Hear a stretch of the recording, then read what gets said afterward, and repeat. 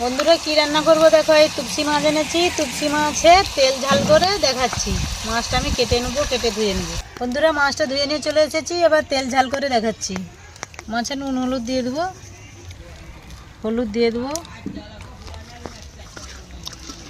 গরম গেছে, কড়ার মধ্যে তেল দিয়ে দেবো। মাছগুলো একে একে করে ভেজে নেবো।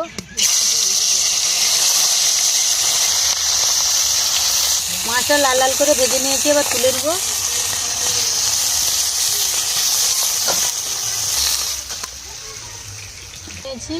এবার কড়ার মধ্যে আর একটু তেল দেবো, ফোড়ন করব। কুচি দিয়ে দেবো।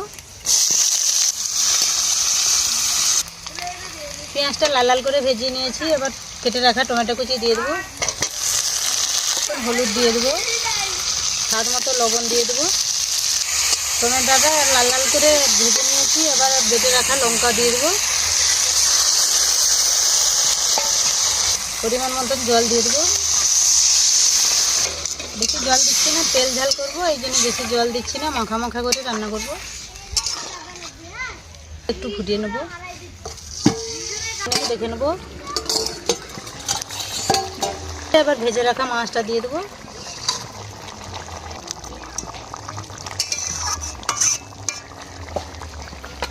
মাছটা দিয়ে দিয়েছি, এবার ঢাকা দিয়ে একটু ফুটিয়ে নেবো।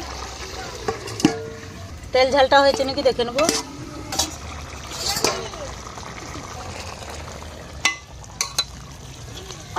করেছি, কীরকম হয়েছে আপনারা দেখে কমেন্ট করে